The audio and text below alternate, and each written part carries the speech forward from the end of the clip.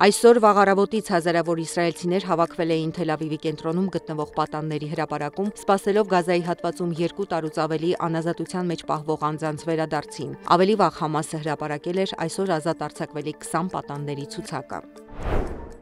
Քաոս, հրմշտոց և կռիվ սննդի համար։ Կիրակի մարդասիրական օգնությամբ բեռնված բեռնատարները մտել են Գազա։ Սա Իսրայելի և Համասի միջև հրադադարի համաձայնագրից հետո առաջին խոշոր մատակարարումն է։ ՄԱԿ-ի տվյալներով Գազայի հատվածին օրական անհրաժեշտ է առնվազն 600 բեռնատար ծանր մարդասիրական ճգնաժամը լուծելու համար։ Ներկայում օգնությունը ժամանում է զգալիորեն փոքր ծավալներով։ Պաղեստինցիներն ամիսներ շարունակ սննդի և դեղորայքի լուրջ պակաս են զգում։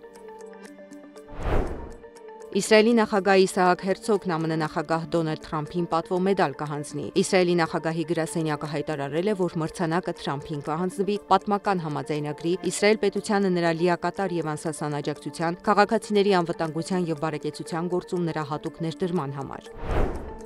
Միացյալ Նահանգները կարող է Ուկրաինային տոմահավ քրթիռներ փոխանցել, եթե Ռուսաստանը չհամաձայնվի պատերազմի կարգավորմանը։ Իսրայել մեկնող ինքնաթիռում լրագրողներին ասել է Դոնալդ Թրամփը։ Նա նաև ասել է, որ մտադիր է քննարկել այս հարցը Վլադիմիր Պուտինի հետ։ Ես կարող է ստիպված լինեմ խոսել Ռուսաստանի հետ։ Արդյոք նրանք ուզում են, որ տոմահավքերը թռչեն իրենց ուղղությամբ։ Ես այդպես չեմ կարծում։ Պետք է խոսեմ Ռուսաստանի հետ այդ մասին եւ ասեմ. տեսեք, եթե այս պատերազմը չկարգավորվի, ես նրանց տոմահավքեր կուղարկեմ, ասել է նա։ Թրամփը կարծում է, որ Պուտինը կհամաձայնվի դրան, եւ եթե նա չհամաձայնվի, դա կարող է վատավարտ ունենալ իր համար։ Ուկրաինական կողմը հարվածել է Թեոդոսիայի նավթավերամշակման գործարանին, ինչի հետևանքով բռնկվել է հրդեհ։ Հարվածն իրականացվել է անօդաչու թռչող սարքով։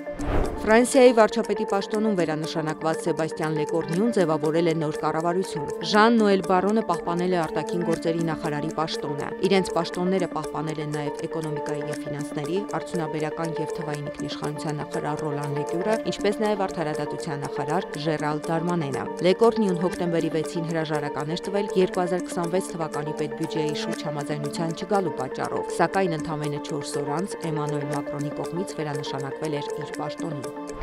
Մադրիդում Իսպանիայի ազգային օրը ակտիվիստները որոշել են պայքարել գաղութատիրության և բնիկ ժողովուրդների շահագործման դեմ, կարմիրներ լցնելով Քրիստոֆոր Կոլումբոսի նկարի վրա։ Դեպքը տեղի է ունեցել ռազմածովային թանգարանում։ Թանգարանի անվտանգության աշխատակիցներն արագ ձերբակալել են նրանց և դուրս բերել դահլիճից։ Ակտիվիստները նշել են, որ ակցիայի համար օգտագործել են կենսաքայքայվողներ։